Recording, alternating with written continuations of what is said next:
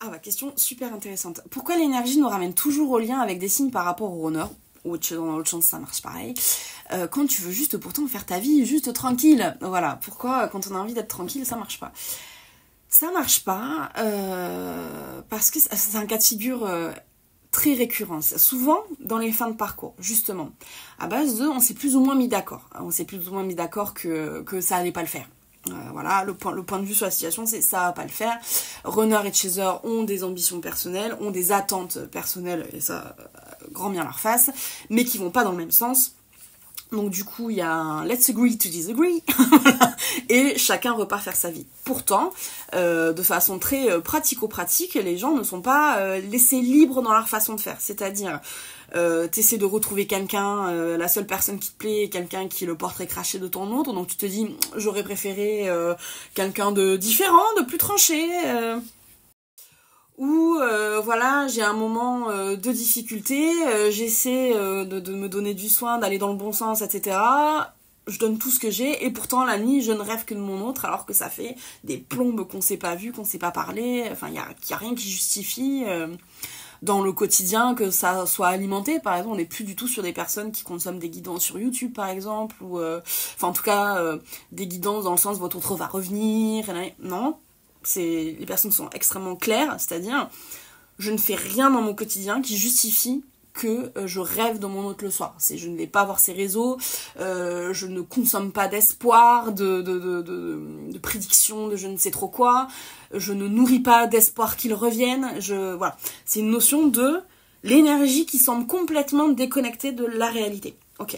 Pourquoi ça se passe? C'est parce que l'énergie d'une énergie, je sens que je vais finir par un schéma d'EMA, je vous le dis, je vois mon cahier qui est là, j'ai un stylo, voilà.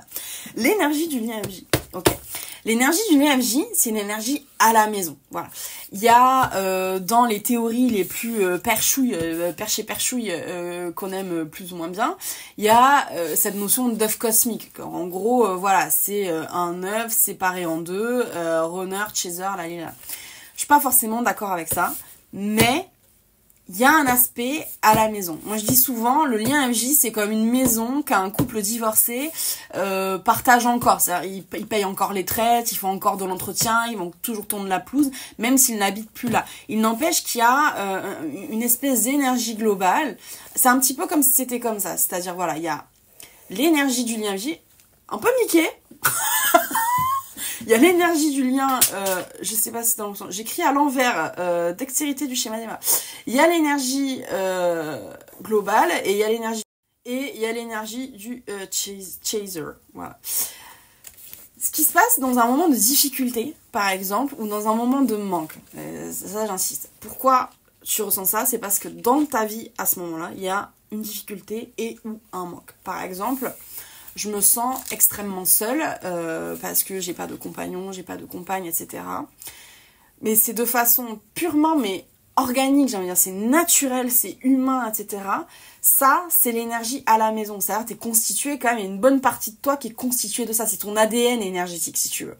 Donc, et ton autre le partage d'une certaine mesure aussi. Moi, je pense que c'est pas une totalité, c'est d'une certaine mesure, il le partage aussi. Donc, intuitivement, si t'as besoin, par exemple, tu te dis le soir chez toi... franchement, tout ce dont j'ai besoin, c'est d'un câlin, par exemple, un peu de tendresse, quelqu'un qui s'occupe de moi, tu vois, un truc comme ça. Comment dire, une idée absolument commune et naturelle. En termes de conscience, t'es tout à fait au clair sur le fait que si t'es chaser, c'est pas ton runner qui va te fournir ça parce que le contexte est trop compliqué entre vous. T'es extrêmement clair. Mais, énergétiquement parlant, voilà, ton énergie, elle trouve ça plus confortable, plus à la maison, c'est la moitié de ton ADN énergique. Enfin, pas forcément la moitié, mais il y a un truc confort, tu vois, beaucoup plus que une énergie totalement différente de toi, qui s'appelle tierce, qui peut être très proche de toi énergétiquement, qui te ressemble, avec qui vous avez beaucoup de ramifications énergétiques comme ça, par exemple des vies antérieures, des vœux, entre vous, des trucs plutôt positifs. En tout cas, vous vous connaissez bien. Tu peux avoir une âme sœur tout à fait confort avec toi. Il n'empêche que entre runner et chaser, vous partagez de façon, j'ai envie de dire, naturelle, mais vraiment c'est ce côté c'est dans ton ADN, je peux pas te l'expliquer autrement, des affinités, par vraiment la façon dont vous êtes construit énergétiquement parlant. Et en plus, vous avez ces mêmes ramifications. Puis là, t'en as pas de 5-6 comme ça, t'en en as. T'as tout ça, tu vois. Donc quand, de façon très ouverte, sans penser à quelqu'un spécifiquement, t'es chez toi le soir et tu te dis, je me sens seule, j'aimerais bien qu'on me poupoune et nanani nanana, ton énergie, mais de façon très intuitive, par réflexe, elle dit, ah bah le must du must pour moi, c'est là.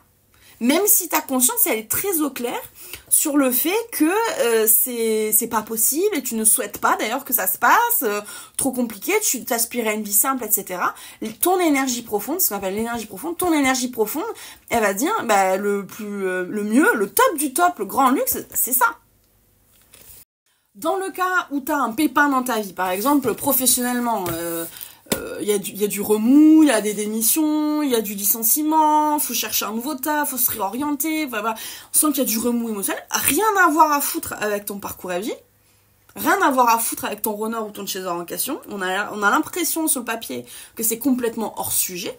Donc par exemple sur si tu sens que tu as besoin d'aide, c'est des moments où on se dit bah j'aimerais bien que l'énergie me dise où aller.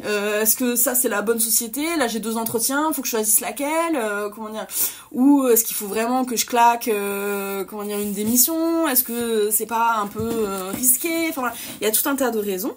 Pourquoi l'énergie à ce moment-là par exemple elle peut faire remonter ton énergie? Dans le sens où il y a ces intrications-là. Tout ça, c'est des vies antérieures, des vœux karmiques, des choses que vous avez partagées d'un point de vue énergétique, y compris dans cette vie-ci aussi, ou par exemple dans le passé, vous avez pu parler d'un aspect professionnel. D'ailleurs, ce sont des choses que les flammes jumelles vont reconnaître pour le coup très facilement, l'une des rares, qui vont relâcher très facilement de façon très fluide.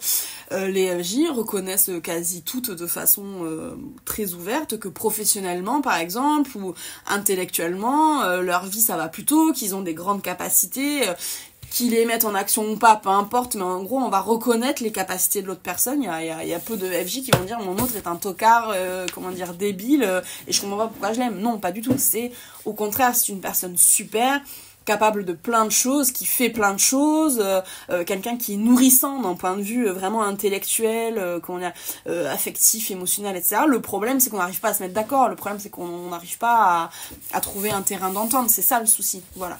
Donc, ce que ça sous-entend aussi, c'est que vous avez déjà échangé de l'énergie, par exemple, sur une notion professionnelle, à base de tu réussis ta vie, j'ai envie de réussir ma vie, aide-moi à comprendre plus que toi t'as compris. Donc c'est vraiment de l'ordre du réflexe, c'est de l'énergie profonde, mais c'est une pulsion, c'est dans les tripes, quoi. Votre énergie profonde, elle va pas se poser 100 milliards de questions, c'est Bichette, genre si t'es chaser qui est en galère, Bichette t'es en galère, ton renard il sait faire de la thune, elle va lui poser la question.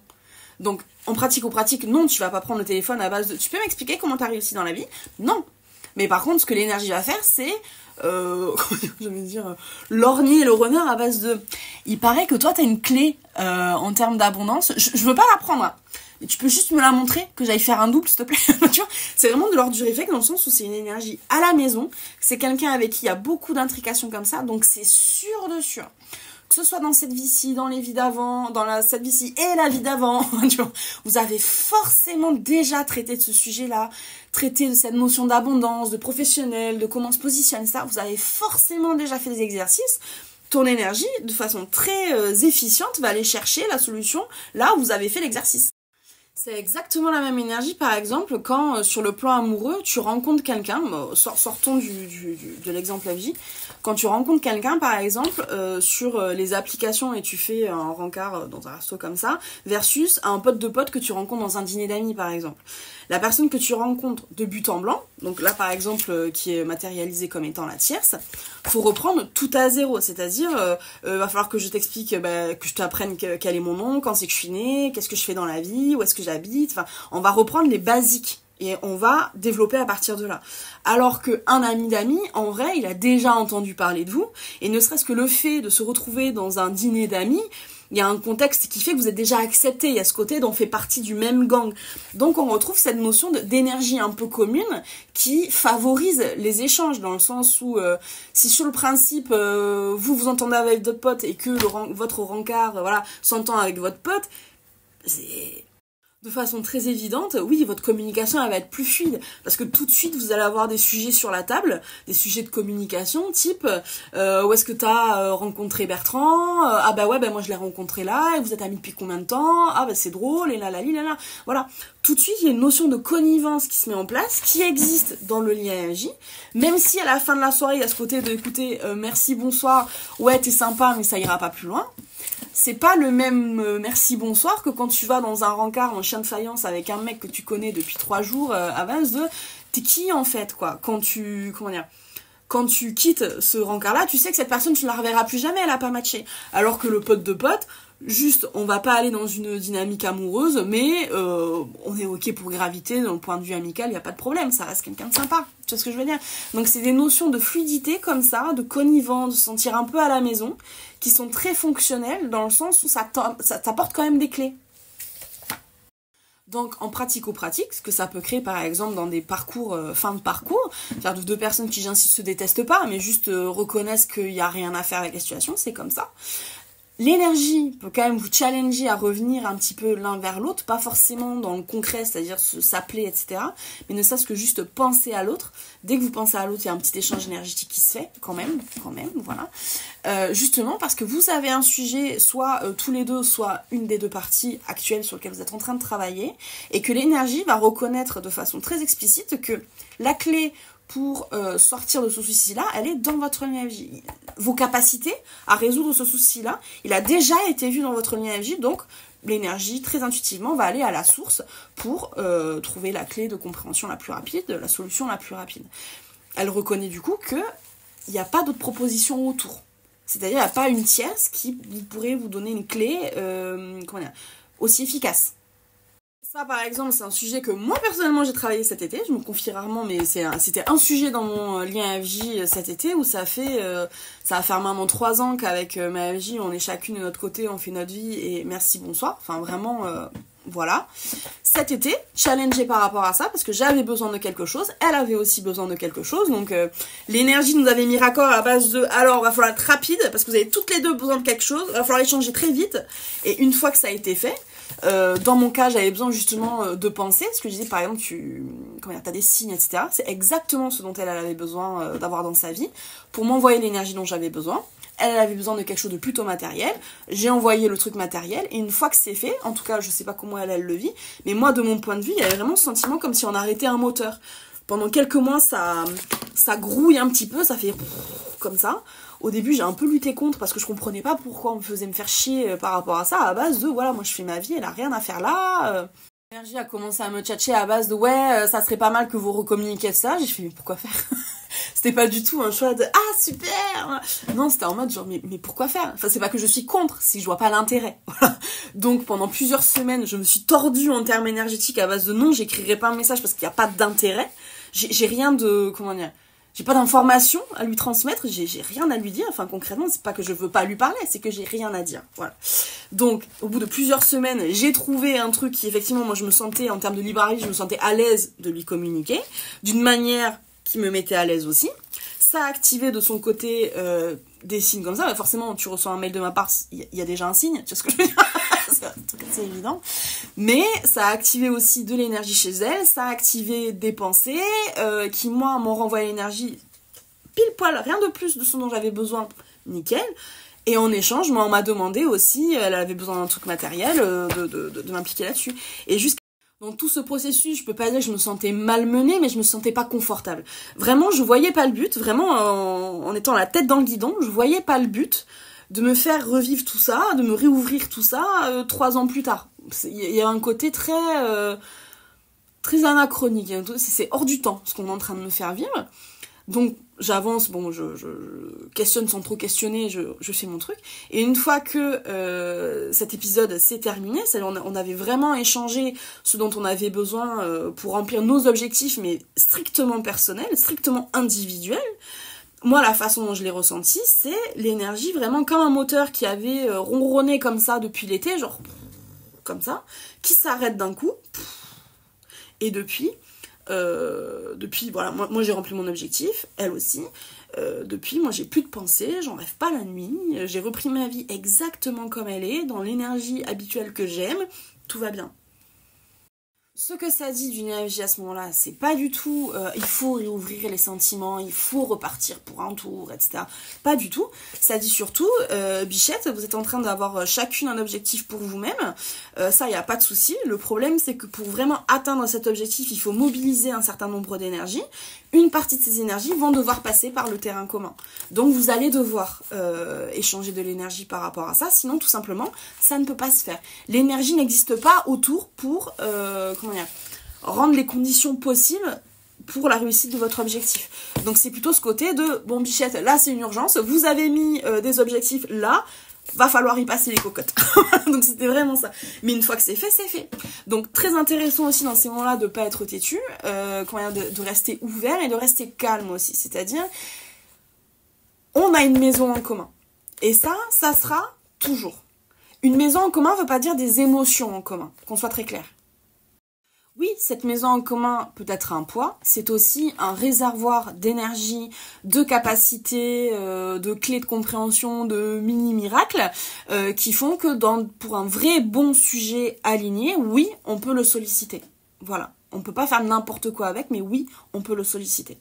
Donc, c'est très intéressant aussi de se dire, voilà, ça n'est qu'une maison en commun. C'est pas notre vie entière, c'est qu'une maison en commun, et notre énergie, elle va là-dedans de l'ordre du réflexe. Si je suis hyper franche avec vous, quelqu'un qui n'est pas FJ, du coup, il n'a pas ça. Donc, par exemple, vous avez un objectif ambitieux et difficile, il n'y a pas ce backup de la FJ où on peut retourner dedans, voir s'il n'y a pas un petit peu d'énergie qu'on peut prendre, sur laquelle on serait un peu légitime. Ils n'ont pas ça. Vous voyez? Donc, il faut aussi percevoir ça comme une chance. C'est comme toute énergie, il y a du négatif et il y a du positif. Ça, à mon sens, a un aspect qui est très fonctionnel de l'énergie FJ, qui peut être très utile, ce qui a été le cas pour moi cet été.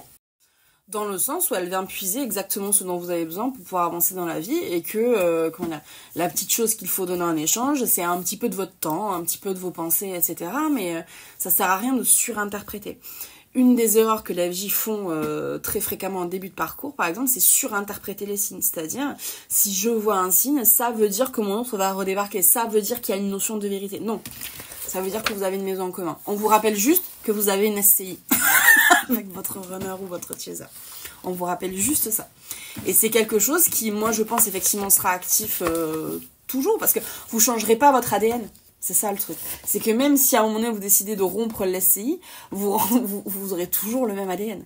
Donc c'est normal, enfin en tout cas moi c'est une paix que j'ai fait à titre personnel, hein. Je trouve ça normal que intuitivement notre énergie elle aille pas là. Et en termes de libre arbitre, c'est un truc que vous pouvez vous entraîner aussi, qui est de dire ok, je comprends que mon énergie va fouiller de ce côté. Je comprends que mon énergie va puiser de ce côté parce que c'est facile, parce que c'est fonctionnel, parce que c'est efficace.